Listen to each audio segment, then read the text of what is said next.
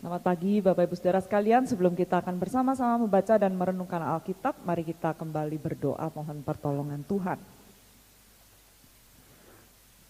Kami bersyukur sekali lagi bahwa kami punya hari di mana kami bisa beristirahat dari rutinitas hidup kami. Kami menggunakan untuk bersekutu dengan Tuhan dan saudara seiman, dan dengan demikian kami juga siap untuk merenungkan kebenaran Tuhan. Mohon Tuhan bekerja di tengah-tengah kami. Kami percaya firman-Mu itu kekuatan dan kuasa yang begitu besar untuk menopang kehidupan kami dan bahkan mengubahkan kami untuk dijadikan seturut apa yang Tuhan kehendaki. Dan itu adalah yang terbaik buat kami. Disitulah kami boleh mengalami pemenuhan dan disitulah kami juga mengalami sukacita yang Tuhan mau sediakan dan kerjakan dalam hidup kami masing-masing. Tuhan memimpin setiap kami di dalam waktu perenungan firman ini. Dalam nama Tuhan Yesus Kristus kami sudah berdoa. Amin.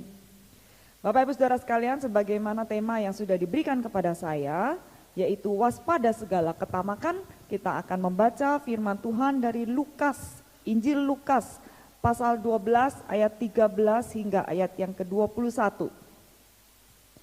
Injil Lukas pasal 12 ayat 13 hingga ayat yang ke-21.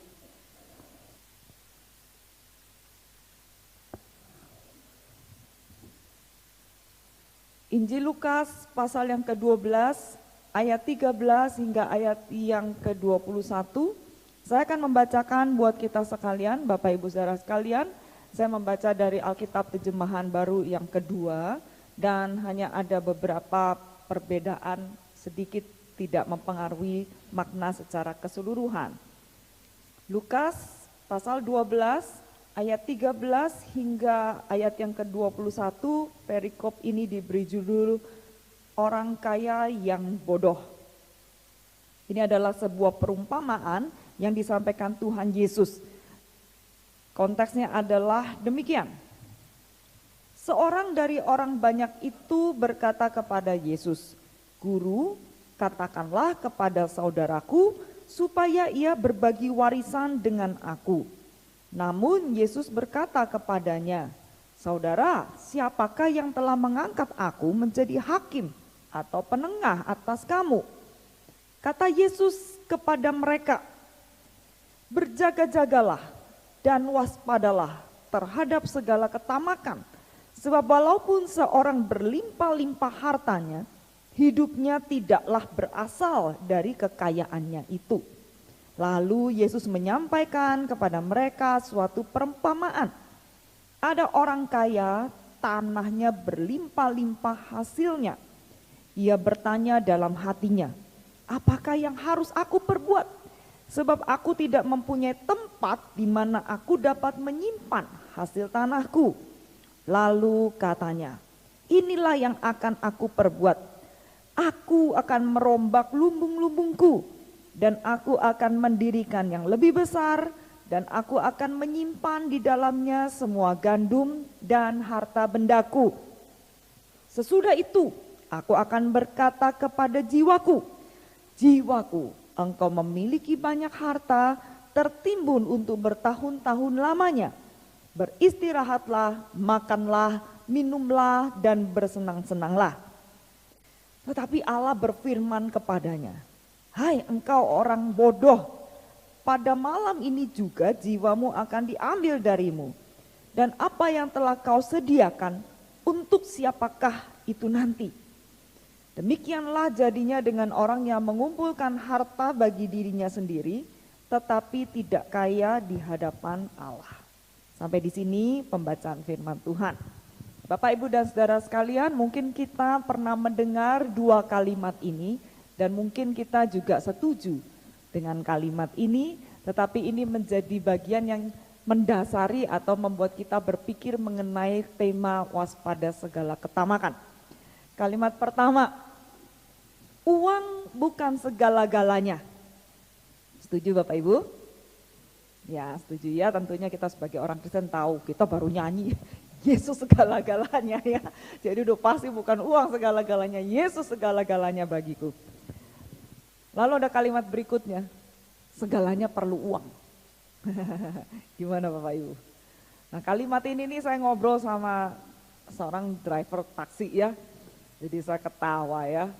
Jadi dia sendiri yang ngomong dua kalimat itu ya, dan ini memang dalam konteksnya mau bilang, ya secara umum manusia tahu uang bukan segala-galanya, tapi sebagian besar dalam hidup layak. Tadi kalimatnya sih segala-galanya, sebagian besar dalam hidup itu perlu uang.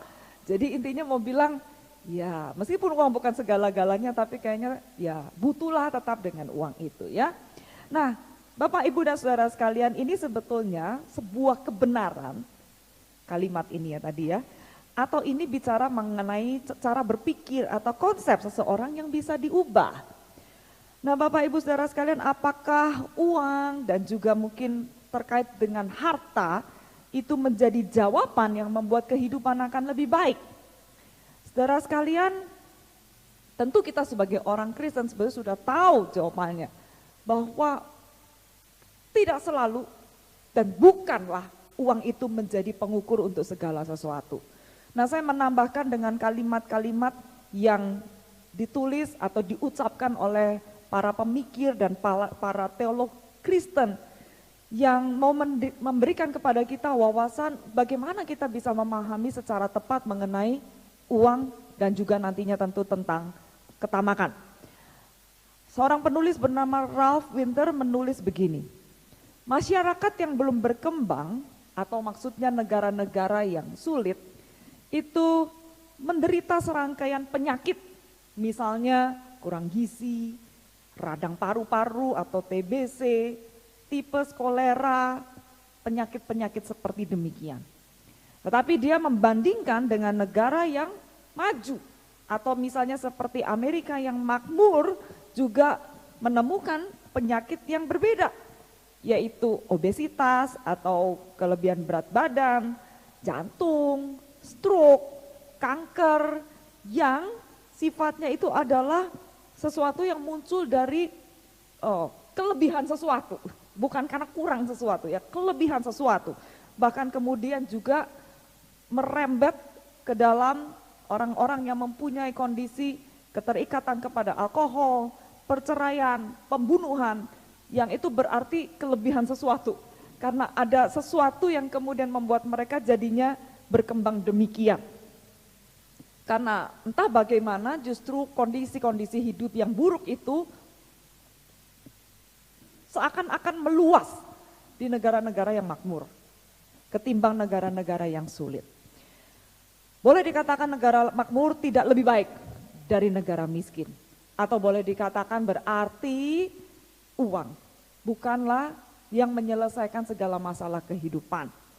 Lalu dikaitkan dengan pelayanan Kristen, Hudson Taylor 5. Jadi ini keturunan Hudson Taylor yang melayani ke China, memberitakan Injil pertama kali sampai keturunan yang kelima, pernah di dalam khotbahnya mengatakan dia lebih khawatir kalau ada uang namun tidak ada misionari atau orang yang bisa diutus pergi. Dia merasa lebih baik ada misionari tidak ada uang, karena itu akan tetap bisa ada jalan keluar ketimbang ada uang tidak ada misionari. Karena apa? Kebanyakan gereja pada saat itu dia berkhotbah di dalam sebuah pertemuan PGTI, pertemuan gereja-gereja Tionghoa di Indonesia, di mana anggota PGTI itu adalah gereja yang cukup mapan. Dia menjelaskan bahwa mungkin ada uang, tapi tidak ada orang untuk diutus pergi. Dalam konteks tersebut, memberi uang sepertinya lebih gampang ketimbang memberi diri atau menyediakan diri manusia untuk diutus. Padahal untuk kondisi-kondisi tertentu seperti dalam contoh pelayanan pemberitakan Injil, uang tidak bisa menjadi jawaban karena penginjilan tidak bisa dilakukan kalau tidak ada orang yang memberitakan meskipun uangnya tersedia. Nah Bapak Ibu Saudara sekalian, maka ini adalah beberapa hal terkait pelayanan Kristiani maupun juga kehidupan manusia pada umumnya. Mari kita sekarang mencoba memikirkan mengenai harta dan ketamakan ya. Bapak Ibu Saudara, apa sih harta itu ya? Harta itu melambangkan sesuatu yang bernilai tinggi yang seringkali dikejar oleh manusia, diinginkan sampai kalau bisa kita mempunyai timbunan akan kekayaan ataupun materi harta benda tersebut. Nah jadi seakan-akan kalau melihat dari kondisi manusia yang ada, harta atau kepemilikan itu menjadi lambang, simbol, nilai, kepentingan dari diri kita. Artinya adalah orang-orang itu bisa mempunyai perbedaan satu dengan yang lain terkait dengan harta, tergantung dengan apa yang dia anggap penting. Dan kalau itu menjadi penting bagi dirinya, pasti dalam hidup mereka akan arahnya ke sana. Jadi harta itu banyak sekali jenisnya, meskipun bisa diwakili dengan uang. Tapi orang tuh macam-macam ya, mencoba untuk mewujudkan akan harta itu. Jadi ada yang di dalam hal-hal yang sifatnya terkait hobi. Hobi itu bisa mahal sekali dan itu kisarannya dari yang paling sederhana sampai yang sangat berkelas, hobi. Ada yang dalam hal barang mewah. Barang mewah itu juga bisa dalam berbagai ragamnya ya, dari mobil mungkin, aksesoris mungkin, arloji mungkin. Nah itu bicara mengenai harta kekayaan yang sifatnya barang mewah. Ada orang yang orientasi atau fokus hidupnya adalah dalam hal kesehatan. Maka dia akan pakai uangnya untuk menunjang kesehatan. Punya asuransi yang mahal, bisa berobat ke luar negeri dengan asuransi yang sangat bergengsi sampai bisa menanggung transport, akomodasi dan juga rumah sakit yang hebat misalnya ya. Lalu dia punya seperangkat peralatan kesehatan, menunjang kesehatan dan segala macam pokoknya yang kelasnya tinggi untuk kesehatan. Ada juga yang misalnya di dalam bentuk pendidikan. Dia mau sekolah bergengsi, dia mau pendidikan setinggi-tingginya. Jadi harta itu bisa dipahami dengan begitu luas sekali. Yang sepertinya semuanya tidak selalu itu selalu negatif. Ya, jadi bisa yang nampak positif tapi dia akan prioritaskan ke sana habis-habisan. Nah itu adalah bicara tentang harta. Dan di situ menunjukkan juga makanya apa yang penting bagi dirinya. Ya, entah itu kenyamanan, entah itu prestis, gengsi, entah itu tadi saya sudah bilang kesehatan, entah itu pendidikan, itu beda-beda setiap orang. Barusan di gereja kami ada sharing antara dua rekan yang tinggal bersama tapi punya perbedaan cara menggunakan uang, begitu ya. Dan itu nggak bisa yang menyatu. Yang satu memperhatikan untuk penampilan, yang satu memperhatikan kenyamanan hidup. Yang satu uang dipakai untuk, ini wanita ya, bisa dandan, bisa merawat diri. Yang satu mau dipakainya untuk bisa menggunakan AC di rumah, punya kulkas untuk menyimpan makanan. Dan saya melihat ya dua-duanya punya nilai sendiri ya, udah bisa disatukan. Terus saya bilang, ini dua teman ini gak bisa tinggal bareng, dah habis gini harus pisah. Karena kalau enggak mereka sama-sama menderita, yang satu pengen nyaman, yang satu pengen cantik, lalu tinggal bersama, yang satu gak boleh pakai AC, gak boleh pakai listrik buat ini dan itu. Aduh, itu saling menderita ya, tapi itu fakta ya, di dalam kehidupan tuh orang punya pemilihan masing-masing ya. Nah lalu bagaimana dengan ketamakan? Kalau tadi kita memikirkan mengenai harta, sekarang ketamakan itu artinya adalah sesuatu di mana kita ingin lebih. Ingin lebih lebih lagi dalam segala bentuknya juga. Nah, untuk hal ini Tuhan Yesus tuh ingatkan bahwa memang ketamakan itu segala bentuk. Maka kita melihat di ayat yang ke-15, Tuhan Yesus berkata begini, berjaga-jagalah dan waspadalah terhadap segala ketamakan. Jadi ini bukan bicara mengenai uang saja, tetapi tamak itu bisa segala macam. Kalau terkait dengan apa yang tadi saya sudah berikan contoh, bisa tentang uang tentu yang paling kelihatan, tapi juga bisa mengenai harga diri, bisa juga mengenai pendidikan. Tamak tentang kesehatan bisa enggak? Ya bisa juga. Dia akan merasa lebih puas kalau dia ditangani dengan rumah sakit yang mahal dan segala macam, dan itu ya ada unsur ketamakannya juga ya. Jadi segala macam itu bisa dimasukkan dalam ketamakan, dan di sini Tuhan Yesus menjelaskan kepada semua pendengar. Tadinya itu kan ada orang yang nanya kepada Tuhan Yesus mengenai warisan. Nah Tuhan Yesus melihat ini orang kayaknya ada problem deh. Makanya kemudian Tuhan Yesus jelaskan perumpamaan ini. Karena apa? Ketika ada ketamakan terjadi, maka di situ bisa menjadi sumber buat perpecahan juga, termasuk relasi keluarga. Begitu. Dan ketamakan itu membuat kita kemudian tidak peka sama orang lain, bisa membuat kita orientasi hidupnya tuh menjadi kacau. Karena ketika seseorang tamak tuh rasanya dia mau melampaui yang lain. Dia mau menikmati sebanyak-banyaknya, dia tidak peduli orang lain dan semuanya ini adalah salah. Karena dalam kehidupan itu sebetulnya bukan terutama bicara mengenai apa yang saya miliki, tetapi lebih kepada apa yang menjadi relasi saya satu dengan yang lain dan terutama relasi dengan Tuhan. Dan disinilah Tuhan Yesus menjelaskan kenapa harus waspada terhadap ketamakan. Nah, waktu Tuhan Yesus memberikan perumpamaan ini, mari kita baca kembali lebih mendetail ya. Ayat 16, Yesus mengatakan perumpamaan, ada orang kaya tanahnya berlimpah-limpah hasilnya. Jadi ini orang memang kaya dan entah bagaimana dia mempunyai penghasilan dalam hal tanaman sumber bumi, hasil bumi itu luar biasa. Ya, jadi tidak dicatat bahwa orang ini hidupnya nggak benar. Entah dia misalnya mengeruk keuntungan dari orang lain, jualan hasil bumi dengan harga yang di markup gitu. Nggak ditulis tentang itunya ya. Jadi dia cuma ditunjukkan dia memang kaya, hasil tanah berlimpah. Seakan-akan mau menunjukkan gini, orang ini benar-benar bisa menikmati yang nyaman tuh murni karena anugerah Tuhan buat dirinya. Sehingga dia tuh hidupnya baik-baik aja semuanya. Dia memang kaya, lalu kemudian dalam kehidupannya pekerjaan dia itu menghasilkan sesuatu yang baik, membuat kehidupannya nyaman sekali. Bukan orang serakah, seakan-akan ya, sebelumnya nih ya, pokoknya nggak dikasih keterangan gitu, bukan orang yang tidak jujur, bukan orang yang hidup amoral.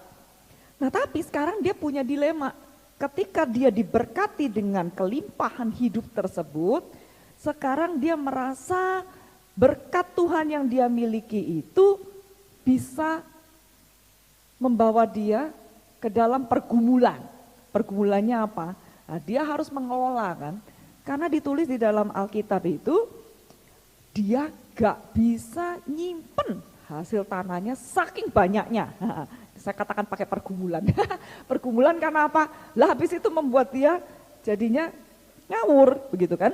Jadi ditulis ayat 17, ia bertanya dalam hatinya, apa yang harus aku perbuat? Aku tidak punya tempat di mana aku bisa menyimpan hasil tanahku. Jadi dia diberkati luar biasa sampai dia tidak bisa simpan lagi. Nah, ini wajar kan kalau dia kemudian memikirkan untuk punya tempat penyimpanan yang lebih besar.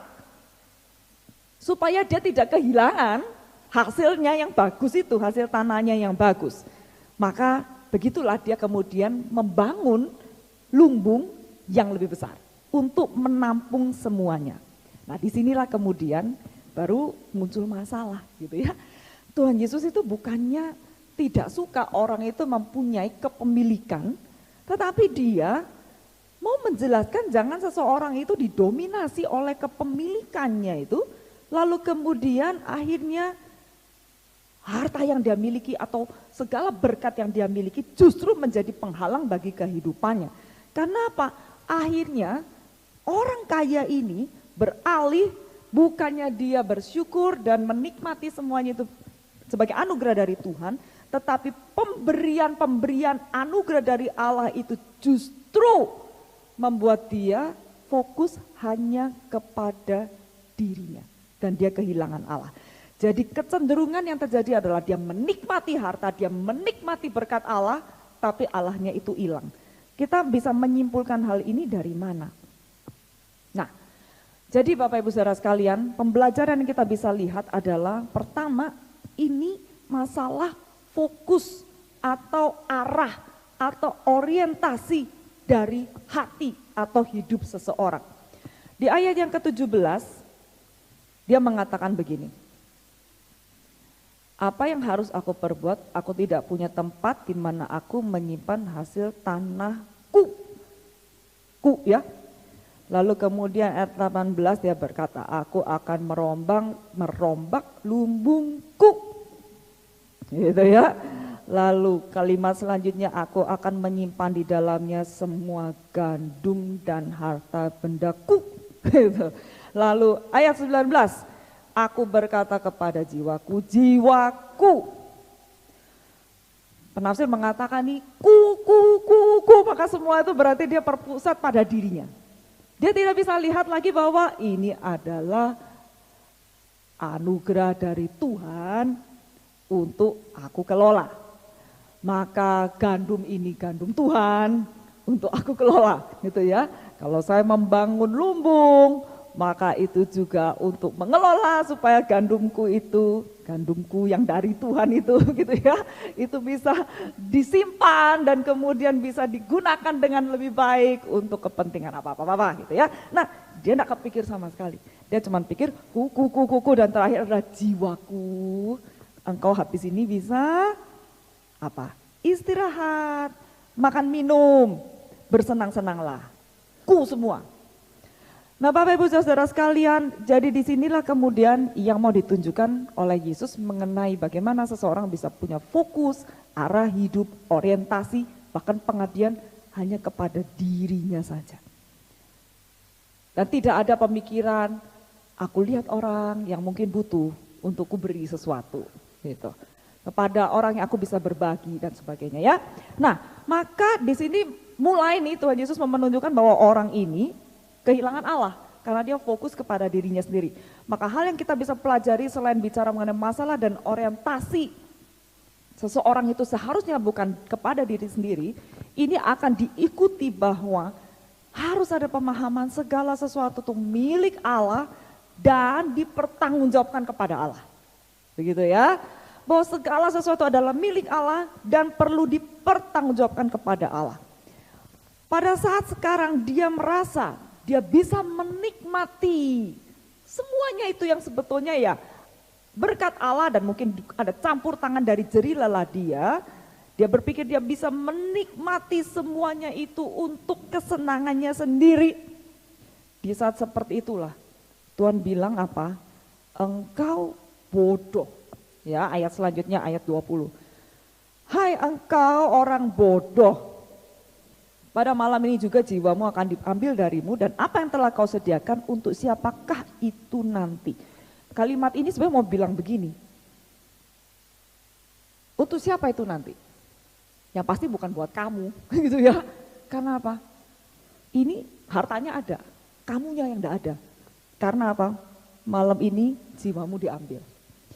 Nah, saudara sekalian biasanya kita diingetin ya, harta itu sementara. Ya, kita biasa diingetin gitu kan, harta itu gampang untuk pergi, entah itu karena ada masalah dengan bank, likuidasi, banknya bangkrut, investasi tidak bisa bayar. Atau kita simpan dicolong orang, atau barang berharga dirampok juga, atau apa kejadian-kejadian, biasa kita belajar hal itu. Bahwa harta benda itu tidak kekal, dan harta benda itu mudah sekali untuk lenyap. Perumpamaan ini mau jelasin kebalikannya. Kamunya itu loh yang lenyap gitu ya. Hartanya ada tapi kamunya mati. Jadi tetap sama-sama percuma begitu. Nah, kalau yang orang nanya kepada Tuhan Yesus sampai begini, Tuhan itu lo kasih tahu saudaraku supaya bagi warisan sama aku. Sekarang dikasih perumpamaannya tuh kebalikan. Lu mikirin warisan, lu sendiri hidupmu apa, begitu kan ya. Kamu sendiri hidup mau berapa lama, bisa enggak menikmati warisan, seakan-akan dibalik begitu. Jadi bicara mengenai ketamakan ini bukan lagi ngomong mengenai barang yang dimilikinya. Tuhan Yesus mau tunjukkan dirimu sendiri itu loh rapuh, dirimu sendiri itu loh, kehidupanmu sendiri itu bisa cepat lenyap. Jadi kalau kamu mikirin menimbun dan menyimpan harta padahal kamu sendiri tidak punya kuasa atas hidupmu, nah itu yang dikatakan bodoh. Nah, orang mencoba untuk menjelaskan ya, ini bodohnya sampai kayak gimana sih sebetulnya ya. Nah, kalau di perjanjian lama yang disebut bodoh itu adalah orang yang bertindak tanpa ingat Tuhan, itu bodoh. Atau juga orang yang menjalani kehidupan tanpa hikmat, di mana dia nanti terjerumus dalam kesulitan dia tidak ngerti. Nah, kira-kira seperti itu ya. Jadi yang mengabaikan Allah itu perjanjian lama suka bilang itu orang yang bodoh. Lalu kemudian orang yang tidak sadar dirinya bakal terlibat masalah atau dirimu akan hancur, itu juga disebut bodoh karena kamu tidak punya kepekaan atas bahaya yang terjadi terhadap dirimu. Nah, Bapak Ibu Saudara sekalian, jadi sekarang ini pada saat seseorang mau menikmati semua yang dia pikir akan menyenangkan hidupnya itu, lalu tiba-tiba dia dikasih tahu bahwa kamu tidak bisa lagi menikmati itu semua. Dan disitulah mungkin bodohnya itu bisa dibagi-bagi, kira-kira begini. Pertama ya, dia tidak bisa memahami bahwa betapa kehidupannya itu sangat singkat, lenyap. Kedua, dia gagal untuk mempersiapkan apa yang melampaui kematian, gitu kan? Jadi setelah mati kamu kira-kira gimana hidupnya? Nah itu kan mau dijelaskan di sini oleh Tuhan Yesus ya. Kamu mati terus kamu nggak mengingat Tuhan. Nah mau kayak gimana hidupmu setelah kematian? Atau yang ketiga, yaitu dalam hidupmu di dunia ini kamu nggak ingat Tuhan. Atau yang keempat, betapa kamu itu begitu sangat mementingkan diri sendiri sampai kamu itu gak bisa melihat yang lain, dan itu juga bisa dikatakan bodoh. Begitu kira-kira ya. Jadi Bapak Ibu Saudara sekalian, harta tidak hilang, pemiliknya yang hilang, betapa itu juga menjadi sia-sia. Maka apa yang kita punya, sebetulnya itu kita harus sadar bahwa itu asalnya dari Tuhan dan Dia kasih kita tanggung jawab untuk mengelola, untuk mengatur itu supaya kita bisa memuliakan Dia dan kita bisa memenuhi maksud dan rencananya. Yang kayak gitu itu enggak bodoh. Ya, kalau kita bisa menggunakan untuk memuliakan Tuhan dan memenuhi rencana Tuhan melalui semua hal yang Tuhan berikan kepada kita, itu berarti enggak bodoh. Nah, maka Tuhan Yesus pakai penutup kalimat begini ya, ayat 21. Demikianlah jadinya dengan orang yang mengumpulkan harta bagi dirinya sendiri, tetapi tidak kaya di hadapan Allah.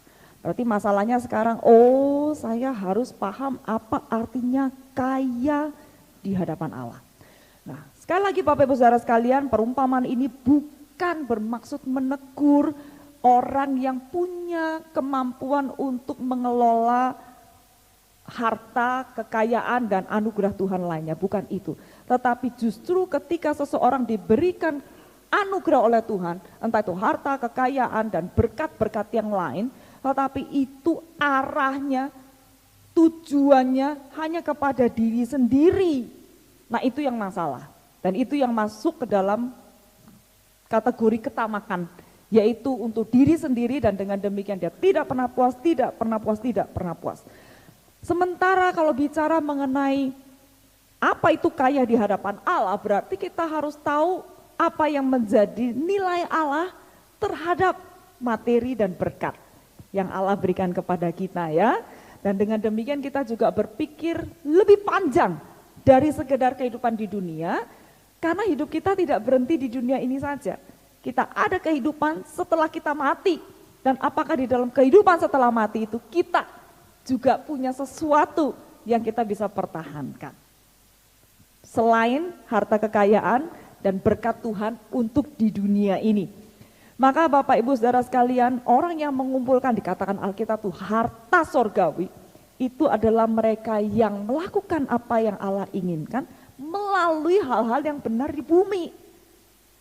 Jadi tetap kita ini melakukan yang benar di bumi, yang efeknya nanti di dalam kekekalan dikatakan itu sebagai harta sorgawi. Dan salah satunya adalah ketika kita bisa mengelola harta di bumi ini sebagaimana yang Allah mau. Nah Bapak Ibu dan Saudara sekalian, salah satunya adalah tentu kalau Tuhan memberkati kita, ya kita nggak usah belajar banyak-banyak ya. Maksudnya kita tentu tahu kalau kita bisa menggunakan itu untuk pekerjaan Tuhan, untuk membagi kepada yang membutuhkan, dan bahkan kita jangan mengeruk keuntungan dari orang lain. Itu sudah sesuatu yang kita katakan bahwa kita menggunakan berkat Allah secara tepat. Maka jangan berpikir, kalau gitu kita tidak perlu memikirkan bisnis untuk berkembang. Tentu tidak. Teguran hasrat untuk menjadi kaya atau tamak ini bukan berarti kita mengecilkan potensi untuk mengembangkan diri dan bisnis. Karena apa? Kalau kita kerja cari uang untuk tujuan kemuliaan Tuhan, itu tidak tamak. Itu bukan tamak. Karena harta atau bahkan kelebihan harta itu bisa dipakai untuk membiayai pelayanan, untuk mengutus misalnya misionari tadi sebagai contoh yang pertama, memberi beasiswa, menolong orang sakit dan sebagainya. Betul, untuk itu semua perlu biaya. Perlu biaya. Tapi harus ada orangnya juga yang bisa mengerjakan. Kira-kira begitu kan ya? Jadi yang salah adalah hasrat memiliki lebih banyak dengan dorongan ego dan kenikmatan kemewahan materi. Kalau kita bekerja keras untuk menopang kehidupan, wah itu berkenan di hadapan Tuhan dong. Begitu ya. Kalau kita bekerja supaya kita bisa lebih banyak memberi, itu memuliakan Tuhan dong. Kalau kita bekerja keras supaya kita bisa menjadi berkat, itu sesuatu yang sangat indah. Kita bisa memiliki secukupnya buat diri kita sendiri, lalu menggunakan yang lainnya untuk pekerjaan baik. Bapak Ibu dan Saudara sekalian, ada begitu banyak contoh orang-orang yang berusaha mendisiplin diri. Bahwa kemungkinan di dalam kehidupan ketika pekerjaan lancar dan kemudian Tuhan memberikan anugerah berkat, dia berusaha tidak menaikkan standar hidupnya ketinggian. Supaya apa? Dengan standar yang secukupnya, dia punya kelimpahan untuk dia bisa berikan untuk hal yang lain. Tidak fokus kepada diri sendiri. Maka saya sangat menghargai ketika orang-orang yang di dalam posisi semakin naik, tapi dia tidak membuat hidupnya semuanya harus lebih bagus. Ya, dalam segala hal ya. Saya tidak berani menyebut nama, nanti kayaknya kita terlalu mengagung-agungkan seseorang gitu. Tapi ada cukup banyak orang yang tetap berusaha hidup bersahaja meskipun diberkati oleh Tuhan. Bukan pelit, bukan lain lagi kalau itu ya, pelit sama tamak kayak beda dikit deh. Tapi karena dia mau supaya apa yang dia dapatkan dia bisa bagikan kepada orang lain. Dan akhirnya dia merasa aku cukup buat diriku, segini. Aku bisa memberkati orang lebih banyak lagi. Saudara sekalian, kita boleh bertanya kepada diri kita sendiri sekarang ya. Apa atau siapakah hartaku? Apa atau siapakah hartaku? Saudara sekalian, sebetulnya kalau kita melihat bagaimana kehidupan di dunia ini, di mana yang menjadi harta kita adalah Allah, maka hidup kita akan diubahkan luar biasa. Saudara mengingat bagaimana seorang janda miskin memberikan persembahan. Tuhan Yesus mengatakan janda itu miskin. Keluar kalimat dari Tuhan Yesus sendiri, janda itu miskin, tetapi dikatakan dia memberi lebih banyak daripada orang lain. Saya bacakan dari Markus pasal 12 ayat 43. Janda miskin ini memberi lebih banyak daripada semua orang yang memasukkan uang ke dalam peti persembahan. Mereka semua memberi dari kelimpahannya, tetapi janda ini memberi dari kekurangannya, semua yang dimilikinya, seluruh nafkahnya. Saya berpikir ini janda miskin yang kaya di hadapan Allah. Kenapa dia bisa begitu? Enggak dijelaskan banyak. Tapi yang saya pikirkan adalah karena dia memiliki Tuhan dan dia mendedikasikan diri kepada Tuhan. Sehingga pada saat dia memberikan persembahan yang sebetulnya bisa dipakai buat dirinya sendiri, dia menganggap ini bentuk ibadahku kepada Tuhan. Ini bentuk ibadahku kepada Tuhan. Aku mau kasih. Meskipun ini sebetulnya bisa dipakai untuk diriku. Dan saya mau mengatakan bahwa kalau kita diminta untuk menggunakan kekayaan kita untuk kemuliaan Allah, maka janda miskin itu boleh dikatakan dia menggunakan tanda petik kemiskinannya yang kaya untuk kemuliaan Tuhan. Maka siapa yang bisa dipakai untuk memuliakan Tuhan? Ya bukan orang kaya sebetulnya. Orang miskin tapi kaya di hadapan Tuhan bisa dipakai untuk memuliakan Tuhan. Bapak Ibu dan Saudara sekalian, kita semua di sini bisa merasa kaya, bisa merasa miskin ya. Tapi belajar dari janda miskin, saya merasa dia tidak merasa dirinya miskin. Pada saat dia bisa memberi kepada Tuhan, dia bisa mengatakan, Tuhan ini punyamu, hidupku juga punyamu. Jadi kalau saya memberi ini semua, aku serahkan ke dalam tanganmu. Apa yang asalnya daripadamu, dan juga hidupku pun punyamu. Ya, saya serahkan kepadamu juga enggak apa-apa. Tuhan atur semuanya. Maka setiap kita di sini punya kemampuan, talenta, kesehatan, apapun juga kita bisa bawa dan persembahkan kepada Tuhan. Ketika kita merasa saya kaya di dalam Tuhan, maka saya bisa berikan ini untuk kemuliaannya. Lagu yang kita dengar ini diciptakan oleh seseorang yang merasa dia tidak punya banyak materi di hadapan Tuhan, tapi dia mau memberikan hidupnya. Dan bagi saya seperti itulah hidup yang kaya. Ya, kita boleh nyanyi bersama-sama lagu ini ya. Enggak pakai tulisan enggak apa-apa supaya kita nyanyinya pakai pikiran. Ya, berarti kita menghayati gitu ya.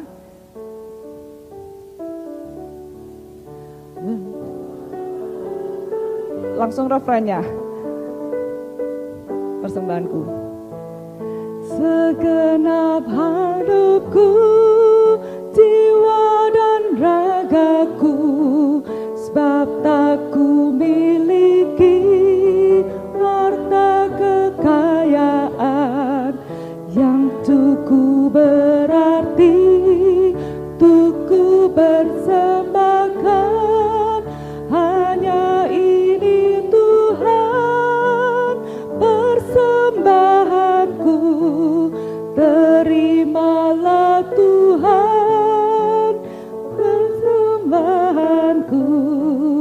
Pakailah hidupku sebagai alatmu seumur hidupku. Pakailah hidupku, pakailah hidupku sebagai alatmu seumur hidupku. Sekali lagi, pakailah hidupku sebagai alatmu. Pakailah hidupku sebagai alatmu seumur hidupku. Mari kita bersama-sama masuk di dalam doa.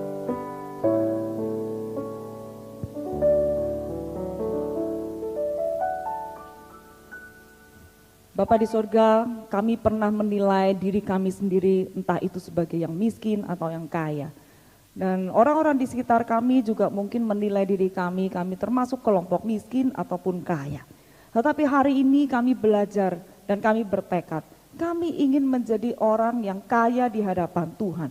Supaya pada akhirnya kami bisa menjadi berkat dan boleh dikatakan kaya juga di hadapan manusia yang tidak diukur berdasarkan materi atau ukuran-ukuran yang lain yang dilihat oleh dunia ini. Tetapi ukuran yang Tuhan pakai, yaitu ketika kami boleh mempersembahkan diri, membagi banyak hal, ketika kami boleh menjadi berkat lewat segala hal yang Tuhan sudah anugerahkan, kekayaan rohani kami, pikiran, hati yang tertuju kepada Kristus, yang kemudian bisa memberkati orang lain.